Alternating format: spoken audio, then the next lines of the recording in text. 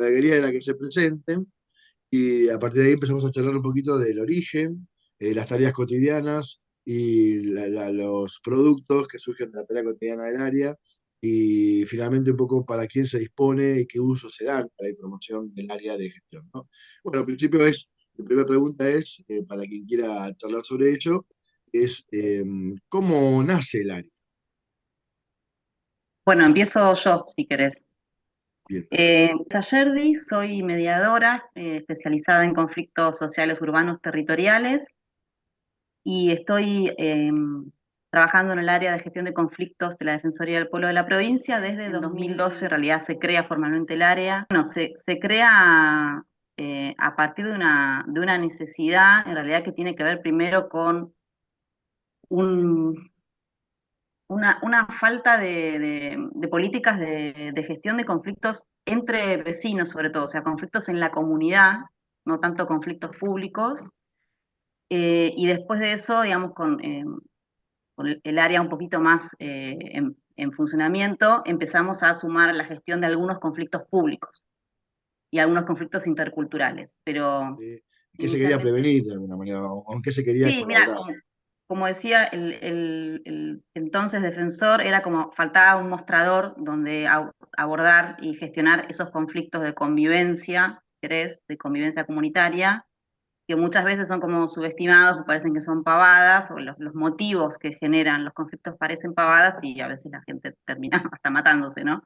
Por, no sé, por ladrido de un perro, por lo que sea que supuestamente hace su vecino. Y también que también muchas veces se intentan solucionar a través de una mirada más vinculada a lo punitivista o a la denuncia, entonces por ahí las comisarías se llenan de denuncias por este tipo de cuestiones que no tienen ningún avance, y detectamos que de los 135 municipios que tiene la provincia de Buenos Aires, solo había en ese momento 11, 12 dispositivos de mediación comunitaria locales, ¿no? Digamos, a nivel municipal.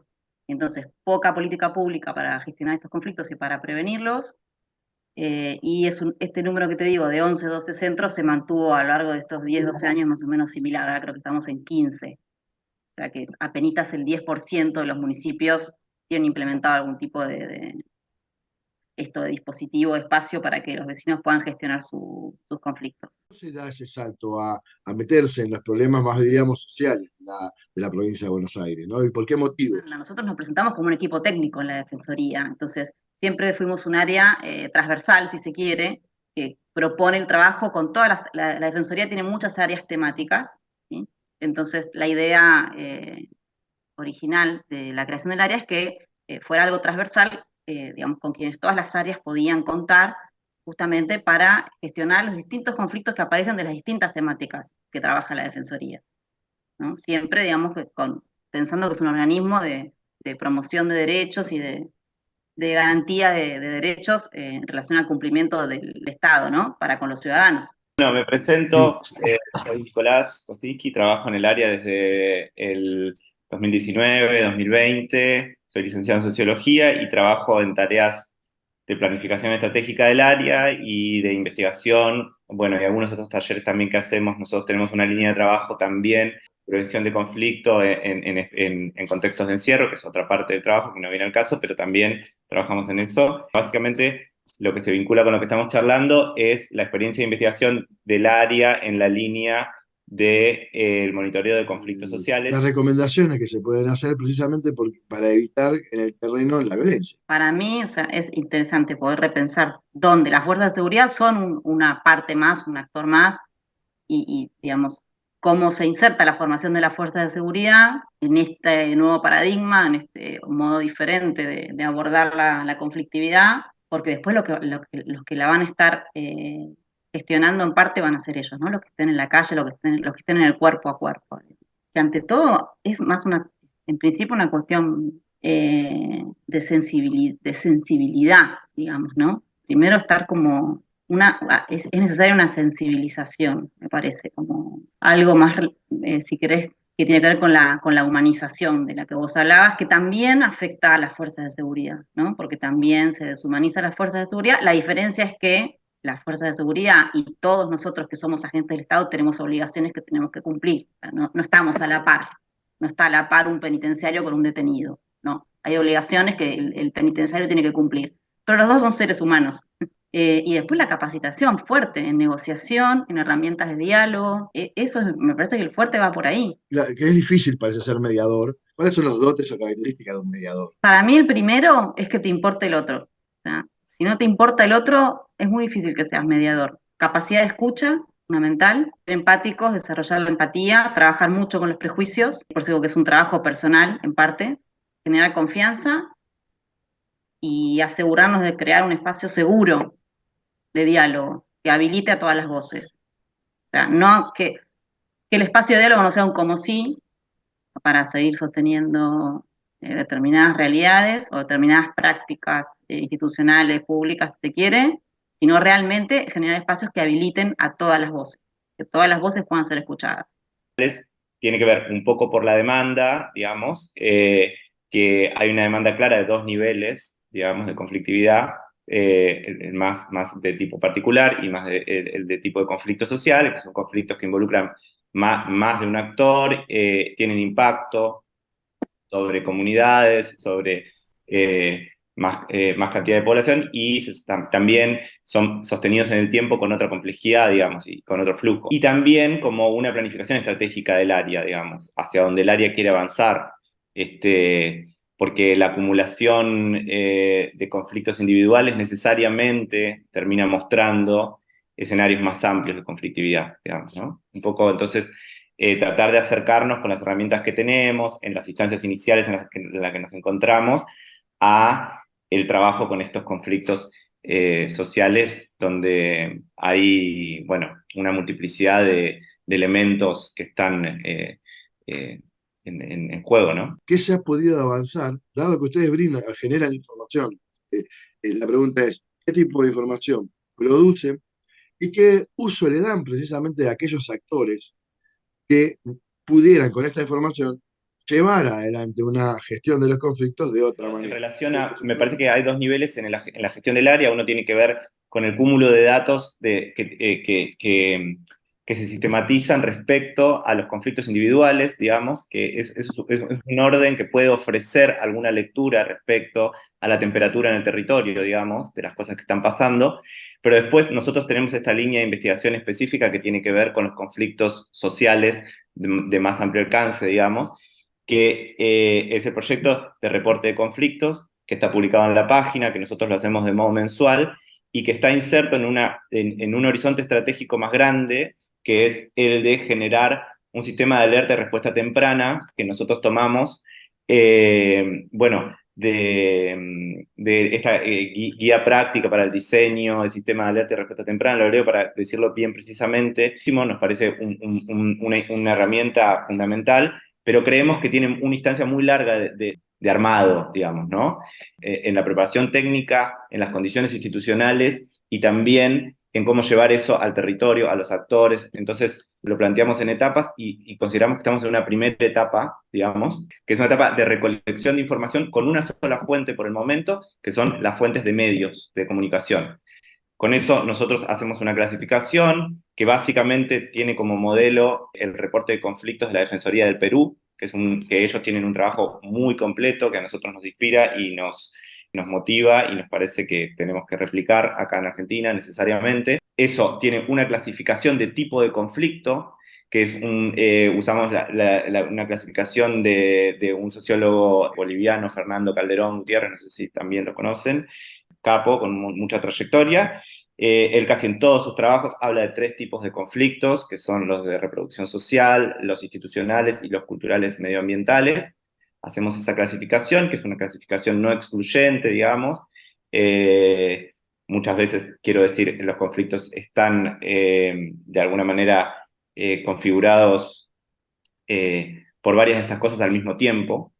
Y bueno, con eso, más o menos con esa clasificación, con una clasificación de repertorio de prácticas de protesta, más clasificación de actores, etcétera, hacemos una descripción al detalle de la cantidad de conflictos que aparecen todos los meses y después algunas consideraciones técnicas respecto a eso. Eso es más o menos el resumen del informe. Ese informe ya lleva 20 entregas, o sea que tenemos más de un año, y lo que hacemos básicamente es, en primera instancia, circularlo al interior de la institución para todas las áreas, porque como decía Dolores, la demanda se genera entre múltiples temas que se tratan en la Defensoría, entonces los temas a veces aparecen por varios lados, los temas sociales pueden entrar por medio ambiente, pero también puede entrar por un problema vecinal y también puede entrar por un problema de servicios públicos y también puede entrar por una queja al municipio. A nosotros nos parece que estos informes de conflicto de alguna manera amalgaman muchas veces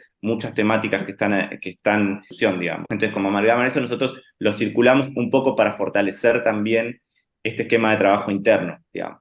También la Defensoría tiene una estructura descentralizada en toda la provincia de Buenos Aires, donde hay muchas delegaciones en el territorio, entonces también el informe a nosotros nos sirve para circular información y para generar y fortalecer una red de intercambio de información en el territorio, digamos. Luego nosotros eso lo elevamos al defensor para que el defensor tenga insumo al momento de intervenir, digamos que es una parte por supuesto fundamental y es uno de los objetivos centrales, que es que tenga un insumo para intervenir y un insumo de prevención, digamos, para que esté en tema de ciertas conflictividades y más o menos un semáforo de lo que está pasando con los conflictos en la provincia.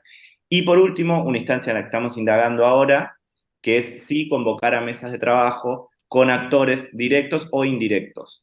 Por empezar, tenemos una idea de que sean indirectos, que va a ser la primera mesa, que es convocar actores que no estén directamente involucrados en el tema, sino que nos permita, con los que podamos, digamos, habilitar una mesa de reflexión, ¿no? digamos. A cómo identificar dentro de los demandantes y de los demandados a los actores con los cuales comenzar a establecer una práctica, no digo un sistema, que podría ser el objetivo a mediano plazo, pero una práctica de gestión, ¿no? Empezar a trabajar con la gente que suele participar con mucho énfasis, pasión y a veces un desborde que linda con la contravención y el delito, ¿cierto?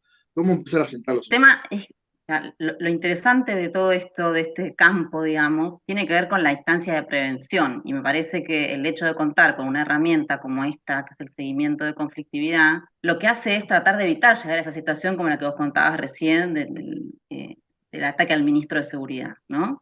Está buenísimo que podamos dotar a las fuerzas de seguridad de otras herramientas para abordar la protesta callejera, el conflicto en la calle, pero eso es parte de todo un sistema más amplio, lo que no alcanza solamente con que las fuerzas de seguridad tengan otras herramientas en el momento en el que la violencia o el conflicto escaló. La idea es poder trabajar eso preventivamente, antes, generar espacios de diálogo, generar espacios de búsqueda de puntos de encuentro, de puntos en común, de negociación, antes de que pasen estas cuestiones. Entonces, si se puede como incorporar el uso de esta herramienta del seguimiento, si se pudiera incorporar, se pudiera, no digo naturalizar porque suena medio raro, pero que sea parte del trabajo de quienes toman decisiones, que las voces que tienen que ser escuchadas sean escuchadas en otro contexto y sin el conflicto escalado, me parece que eso sería como un montón. Nos encantaría llegar a eso, con este sistema de alerta y respuesta temprana. Justo el conflicto que nombrás de los choferes y el ministro de Seguridad, era un conflicto que nosotros veníamos siguiendo, nosotros teníamos puesto sobre la mesa, digamos. Fue muy corta en el tiempo, en el sentido de la situación de crisis fue muy corta en el tiempo. Entonces, digo, nosotros estamos trabajando en el sentido de generarle a las instituciones del Estado provincial un espacio que tengan en cuenta como un activo, como un recurso para poner en juego estas cosas, para tramitar este tipo de cosas. Lo que pasa es que la verdad es que fue un escenario muy caliente y muy explosivo también, lo que pasó sobre todo en el último tramo del conflicto. Tenemos sí experiencias en donde hemos podido trabajar en instancias previas, donde el proceso de escalada todavía no había entrado en fase de crisis, digamos, y sí pudimos hacer intervenciones que fueron muy efectivas, digamos, ¿no? Sí, a mí como que me gusta a veces contar el caso en el que deberíamos haber hecho las cosas mejor que las que la hicimos, que el que salió bien, digamos, ¿no? Porque es un aprendizaje para nosotros también. Nosotros tuvimos un conflicto en 2020 con la comunidad senegalesa de La Plata. La comunidad empezó a llegar a la ciudad de La Plata más o menos en el 2007, en el 2015 fue como se dedica a vender en la calle, ¿no? Tienen la modalidad así de manteros. Entonces, bueno, siempre había habido tensiones con el municipio y en julio y en agosto de 2020, a partir del cambio del Código de Convivencia Urbana, hay una serie de operativos municipales con la policía que terminan en violencia y decomiso de mercadería, ¿no? A partir de esas situaciones bastante escaladas de violencia, convocan a la Defensoría, inicia una mesa de diálogo y empezamos a trabajar con diferentes instituciones y agencias del Estado y también con la Universidad Nacional de La Plata, con la Universidad Católica de La Plata. Bueno, tratamos de hacer una mesa eh, lo más amplia posible, pensando en un abordaje integral del conflicto y con perspectiva de derechos humanos, ¿no? Te hago una aclaración ahí. La comunidad es una comunidad organizada, digamos, tiene una capacidad de articulación de demandas importante, tiene una jerarquía organizativa, digamos, tiene una asociación de senegaleses con un presidente, Ictacar, bueno. Se enoja la gente, a veces sin meterse en el problema social de fondo. Por ejemplo, no quiere empresario o empresaria o comerciante que se vea afectado. Entonces, en el conflicto se presenta esto. Simple anhelo de no tener un obstáculo, pero los obstáculos son personas, a veces que están en una problemática y encuentran en representantes y en la defensoría o en otra institución pública la posibilidad de no ser avasallados tan brutalmente, ¿no es cierto? Sí, Y uno y estaba además desarrollando. una clara colisión de derechos, digo, ¿eh? O sea, los comerciantes también están organizados en cámaras, también tienen capacidad de articulación de demanda, de presiones, y ellos consideran legítimos sus reclamos respecto a que ellos pagan sus impuestos, tienen costos de mantenimiento de los locales, y las personas que trabajan en la venta ambulante estarían de alguna manera dando algún tipo de competencia eh, Desleal. desleal, claro. Entonces, y por supuesto todo esto con las cuestiones culturales agravadas por el peso de la opinión pública que conocemos, que se inclina en contra de los vendedores Y ambulantes. seamos sinceros, no todas las localidades en una provincia tienen la misma dirección política y muchas veces esa dirección política está ahí para responder a una expectativa. Había dos posiciones muy claras, que era la de la comunidad senegalesa, la que queremos trabajar, y la del municipio era, estamos obligados a cumplir con el Código de Convivencia Urbana y queremos una ciudad visiblemente prolija y ordenada, con, como decían ustedes, la presión social también de cierto sector de la ciudad. Entonces, bueno, se convoca la mesa de diálogo, inmediatamente en el marco de la mesa de diálogo, el municipio interpone una denuncia penal a la comunidad, incluso al colectivo también de abogados que lo estaban ayudando, por trata de personas y por contrabando. Septiembre más o menos de 2020, estábamos en plena pandemia, la Defensoría decide hacer un censo a todos los integrantes de la comunidad. Estamos durante 2 o 3 noches, no me acuerdo, censándolos en sus casas, y ahí aprendimos un montón de cosas que nos hicieron reenfocar el conflicto, ¿no? Pero sobre todo dos cosas interesantes que pudimos terminar de entender con el censo para justamente poder ver el conflicto, más que nada para mostrarle a la otra parte del municipio otra visión diferente del conflicto, ¿no? Distinta a la de la cuestión penal, a la idea de que había trata de personas y demás. Por un lado, el tema de la religión, los senegaleses son musulmanes y para ellos el trabajo es un modo de dignificarse. Pudimos entender que la violencia con la que ellos también habían respondido al operativo policial, a los últimos operativos policiales, respondía digamos, a otras cosas que se jugaban, ¿no? Había valores en juego y hacían también que ellos reaccionaran de forma violenta. Lo religioso, que les ordena toda su vida, absolutamente toda, ¿no? Es algo transversal. Por otro lado, el tema de la lengua, que muchos de ellos no conocían la lengua, entonces poder entender que el idioma oficial te posibilita el acceso a derechos o te los restringe, y la falta de comunicación que había también con los inspectores municipales. Empezar a trabajar con la Universidad Nacional de La Plata en un curso de lengua para que pudieran justamente acceder a derechos y acceder a políticas públicas.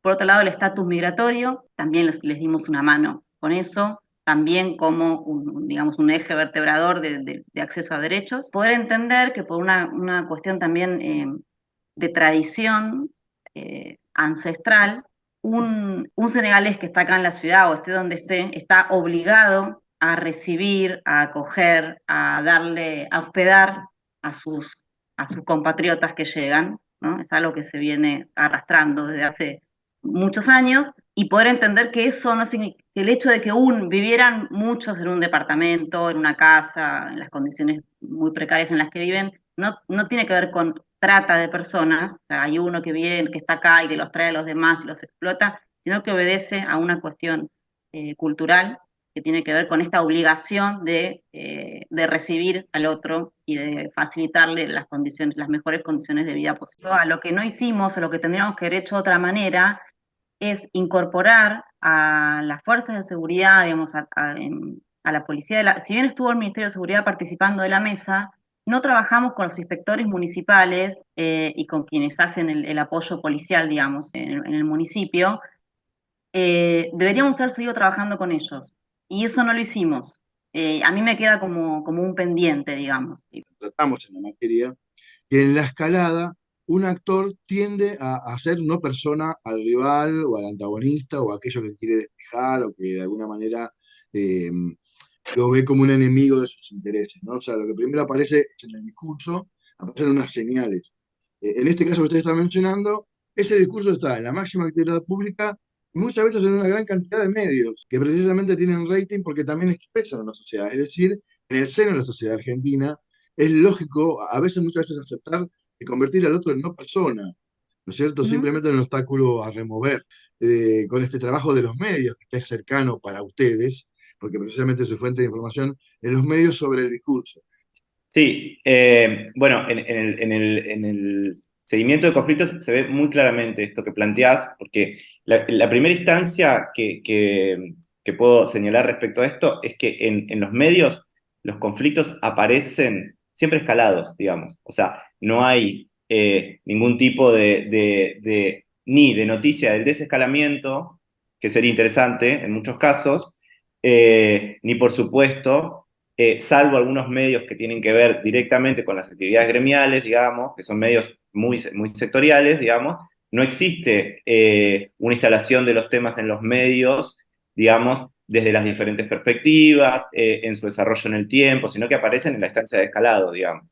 Entonces, eso generalmente es una presentación escandalosa, es una presentación orientada, digamos, cierta tendencia amarillista, digamos, que manejan los medios de comunicación. Entonces, ahí el conflicto nunca es abordado desde un lugar serio, para decirlo de alguna manera.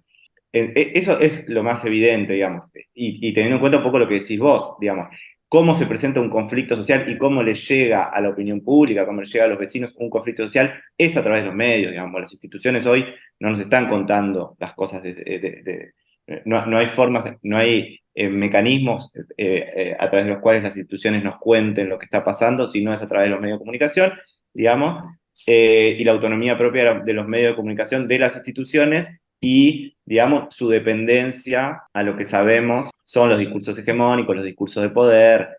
Eso está muy claro, y está muy claro tanto a nivel nacional como a nivel local, cómo los discursos y la formación de opinión opera en el sentido de los discursos hegemónicos, digamos. O sea, no hay duda de que eso es así, y te lo digo con un ejemplo que para mí expresa claramente la posición, este tipo de posiciones, que es, por ejemplo, nosotros ahora estamos con un caso de conflicto en Tandil por una toma de tierras en un barrio que se llama La Movediza, que es cercano a donde estaba la histórica piedra de Tandil, y es un caso de toma de tierras de 300 familias que están enfrentadas con 300 vecinos residentes anteriores en el lugar. Los medios de Tandil, naturalmente, como si fuese parte constitutiva del discurso editorial, se ponen del lado de los vecinos que están escandalizados por la toma, digamos. De ninguna manera piensan ni consideran las necesidades de los vecinos que están tomando, digamos, y eso lo reproducen como si fuese el punto de vista natural, digamos. Entonces, no hay ningún tratamiento a nivel mediático de cómo tener una distancia óptima respecto a los conflictos, no hay ningún tratamiento, y nosotros creemos que, digamos, si se pudiese avanzar en algo de eso, avanzaría en el mismo sentido en el cual nosotros avanzamos en las mesas de diálogo y en que nosotros intervenimos como institución, que es a través de una doctrina de derechos, digamos. O sea, acá la forma de desandar esos puntos de vista sesgados es tener un punto de vista que tenga que ver con una doctrina de derechos humanos, digamos. Donde hay que capacitarse, porque indudablemente los prejuicios y estereotipos, para quien que quiere mediar, para quien que su profesión de alguna manera lo obliga a estar en ese territorio. ¿Cómo trabajan los estereotipos, prejuicios? ¿Cómo no poner eso de un lado? Es difícil, ¿no?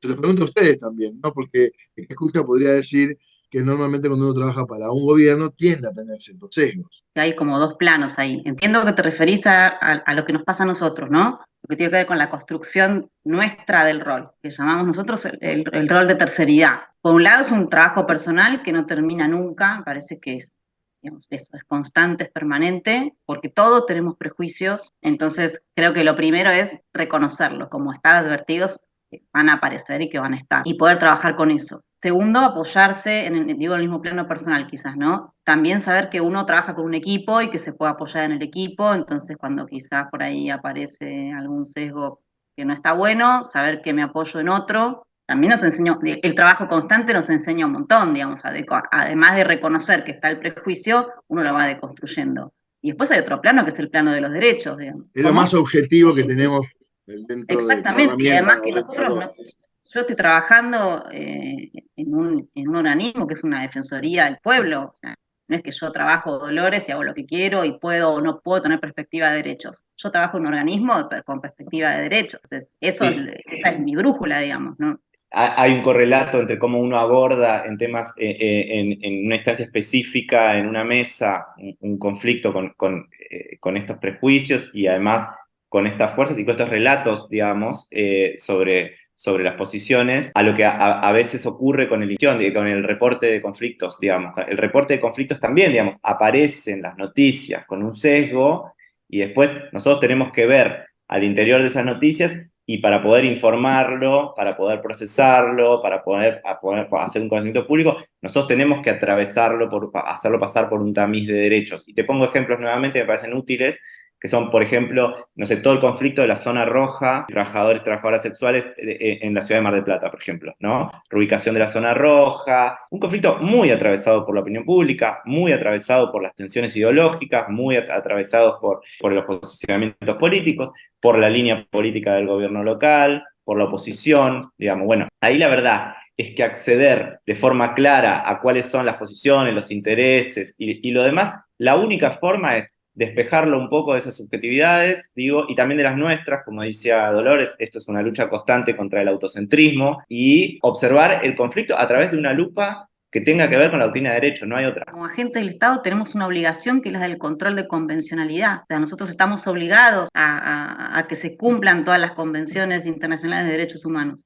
Entonces no hay chance de hacer otra cosa por fuera de eso. Obviamente que también las fuerzas de seguridad reciben también estereotipos y Totalmente. de lo que los medios consideran positivos y que por ahí interpelan lo peor, Ujú. esperan o desean lo peor. Entonces, estamos siempre pensando en voz alta y aprendiendo esto de la perspectiva de derechos. Para nosotros es fundamental y todos los términos cuando caen en la boca nuestra, de determinadas personas, y podemos ser el dueño de un medio, no pueden ayudar a la escalada o la desescalada de los conflictos. Entonces yo le quería preguntar, ¿cuáles son los signos de escalada de un conflicto? Tomando alguno como por ejemplo este de la relocalización de una zona roja porque los vecinos pudieran creer que el turismo tiene que ser de otra manera, o una iglesia local, etcétera, ¿no? Distintos actores con un peso tradicional, con un rol muy fuerte en el lugar, porque a veces empieza en un barrio y puede terminar bastante mal, se le convierte en un problema electoral al gobernante de turno que pudiera querer la reelección. Es decir, que es implícito los conflictos su grado de electorabilidad. Sí, nosotros ahí tomamos un flujograma que es el del reporte de conflictos de Perú, y bueno, y yo creo que ese flujograma, digamos, se puede llenar con ejemplos reales, digamos, y es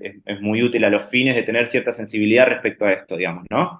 Y entonces, lo primero que aparece, digo, es posiciones, intereses con una trayectoria de colisión, digamos, que no se manifiestan todavía a través de la representación institucional, ni siquiera de manifestaciones públicas que tienen la forma, digamos, cerrada. Por ejemplo, quiero decir, el tema de las relocalizaciones de la zona roja pasó en varias ciudades de la provincia y empieza con demandas vecinales menores, digamos. Empieza con demandas vecinales menores que tienen que ver con que los trabajadores sexuales y las trabajadoras sexuales no tienen baños, entonces hacen sus necesidades en la puerta de la casa de los vecinos. En general se ubican en zonas que tienen poca luz, entonces los vecinos que ya tenían poca luz se sienten más intimidados todavía y más amenazados todavía porque las zonas son muy oscuras y además empiezan a circular clientes y trabajadores y bueno, entonces empieza generalmente con casos menores de quejas vecinales.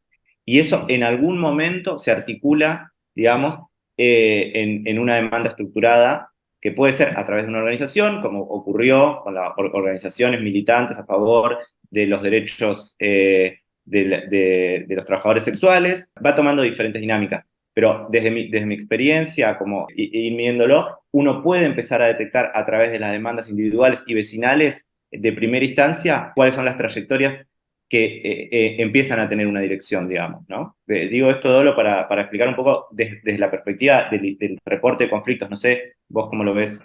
Como mirándolo un poquito más de afuera, si quieres, o en un sentido más general, digamos, en la trayectoria del conflicto, lo que nosotros queremos evitar es la escalada máxima, que es la violencia.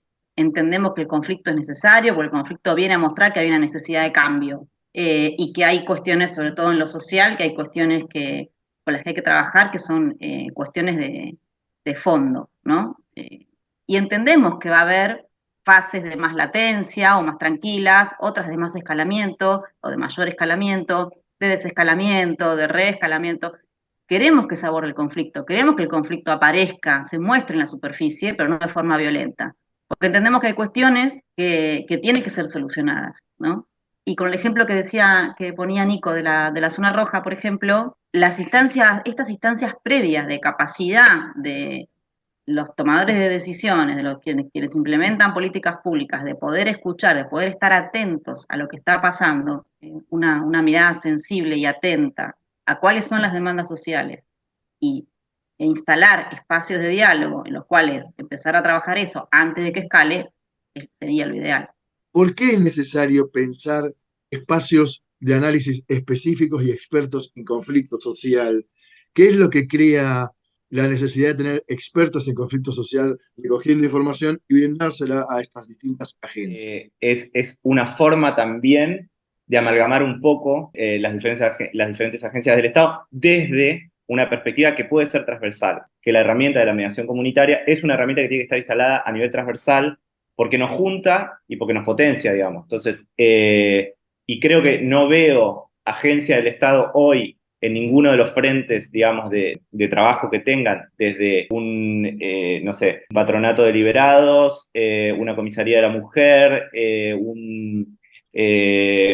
una defensoría oficial, digamos, que no tenga necesidad de tener herramientas de mediación comunitaria, digamos. No, me parece que se tiene que trabajar en ese sentido porque es una herramienta que tiene absoluto potencial transversal y de mejoramiento de cualquier práctica, ¿no? No, lo que agrego nada más chiquitito es que me parece también, a tu pregunta de qué es lo que suma, qué es lo que aporta, me parece que lo que aporta es una mirada integral y multidimensional del conflicto, ¿no? Que por ahí se ve desde un lugar o se escucha una sola voz y no se ve todo lo otro. Entonces quizás nosotros lo que me parece que lo que podemos aportar, el plus que le podemos dar es eso. El habla cotidiana está de grieta casi siempre, de cualquiera sea, hay muchas, ¿no?